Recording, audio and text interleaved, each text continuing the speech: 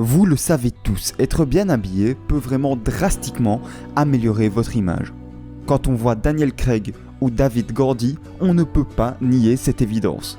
Le problème, c'est que Daniel Craig porte un smoking Tom Ford à plus de 4000 € et que David Gordy porte un costume sur mesure qui nécessiterait de débourser bien plus de 1000 € si vous voudriez acheter le même.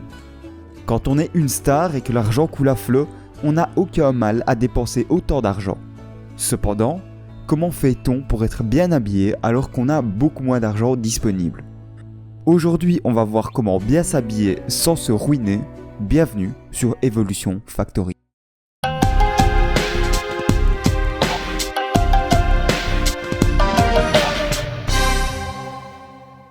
Alors, est-ce que cette hypothèse est vraie ? Faut-il nécessairement être riche pour être bien habillé ? Heureusement pour nous, cette hypothèse est fausse. Mais il est vrai que ça nous demandera d'investir plus de temps et d'énergie au début.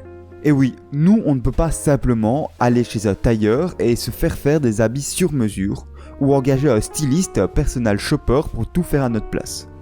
Du coup, on va devoir mettre plus de réflexion et de travail, mais je vous assure que le jeu en vaut la chandelle. Dans cette vidéo, je vais vous donner un guide complet pour être d'une grande élégance sans trop faire souffrir votre portefeuille. Et ne vous inquiétez pas, c'est plus complet que simplement acheter des habits en solde. La première étape pour bien s'habiller sans trop dépenser est de définir son style.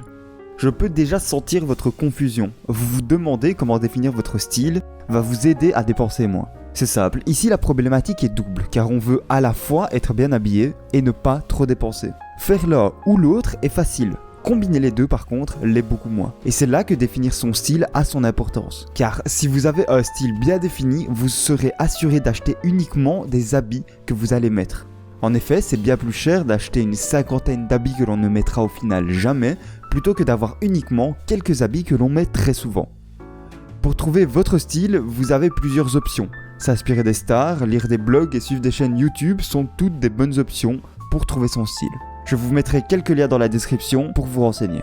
La deuxième étape extrêmement importante est de choisir le bon type d'habit. Car une fois votre style défini, vous devrez acheter les habits le constituant. Pour bien comprendre c'est quoi le bon type d'habit, je vais revenir plus en détail sur chacune des caractéristiques nécessaires. Premièrement, la coupe doit être parfaite. C'est la chose numéro 1 que vous devez regarder sur un habit que vous comptez acheter. Car la différence entre un vêtement qui vous va parfaitement et un autre trop large ou trop serré est énorme. Donc apprenez à choisir des habits qui vous vont comme un gant et n'achetez que cela. En plus, ça ne vous coûte pas un cent de plus. Vous devrez seulement choisir la bonne taille pour vous.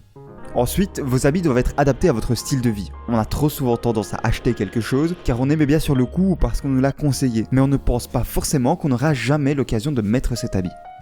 Par exemple, si vous faites beaucoup de vélo, il vaut mieux éviter les pantalons trop serrés qui empêchent vos mouvements et plutôt vous tourner vers des pantalons faits d'une matière flexible. De la même manière, votre job déterminera en grande partie votre garde-robe. Par exemple, si vous êtes trader à la défense, vous allez avoir besoin d'au moins 2 ou 3 costumes. Alors que si vous êtes écrivain chez vous, vous en aurez besoin de maximum 1. L'objectif ici est encore une fois d'acheter uniquement des habits que vous allez mettre. Troisièmement, il y a la question de la qualité.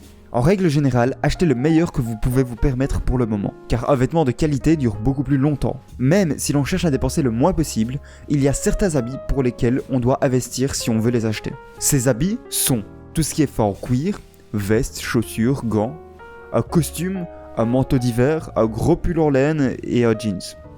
La qualité dans ces habits coûte cher, car leur conception et les matières premières sont coûteuses. Mais vous pouvez être sûr qu'en achetant ces habits de qualité, ils vont durer toute votre vie. D'un autre côté, il y a un autre style d'habits pour lesquels ce n'est pas nécessaire d'acheter une excellente qualité, comme les t-shirts à manches courtes et à manches longues, tout ce qui est accessoires, les sous-vêtements, et même les shorts et certains pantalons.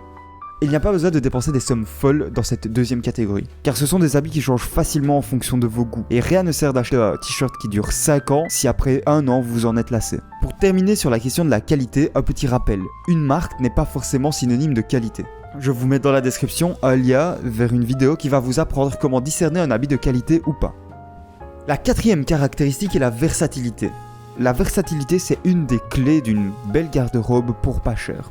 En ayant principalement des vêtements versatiles, on a plein de tenues différentes avec au final très peu d'habits, et donc très peu de dépenses.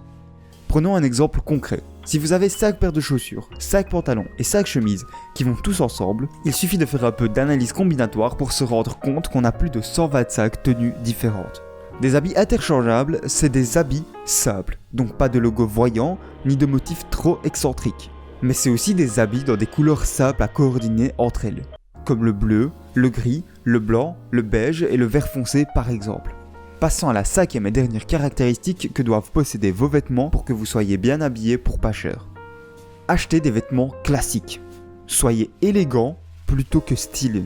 Si vous suivez les tendances, vous allez devoir acheter une nouvelle garde-robe tous les 6 mois. Et ça revient à plutôt cher, alors qu'une garde-robe composée des classiques de l'élégance masculine est indémodable. De plus, les vêtements à la mode sont plus chers uniquement parce qu'ils sont à la mode. Et on essaye de vous faire croire que le seul moyen d'être bien habillé est d'avoir le dernier pull suprême. Alors que c'est complètement faux. C'est particulièrement vrai pour les plus jeunes qui font partie de mon audience. Ne vous laissez pas berner. Bref, comme sur YouTube, tenez-vous à l'écart des tendances et maîtrisez vos classiques. J'ai encore des choses à dire sur le sujet, mais la vidéo serait beaucoup trop longue si je mettais tout ici. Donc rendez-vous la semaine prochaine pour la partie 2 de cette vidéo, où on verra quelques techniques pour avoir les mêmes habits à moins cher, des exemples concrets, ainsi qu'une méthode pratique pour tout appliquer. J'espère sincèrement que cette vidéo vous a plu, elle a été très demandée, donc j'ai fait de mon mieux pour répondre à vos attentes. Si mon contenu vous intéresse, abonnez-vous, et sur ce, merci d'avoir regardé, et salut à tous.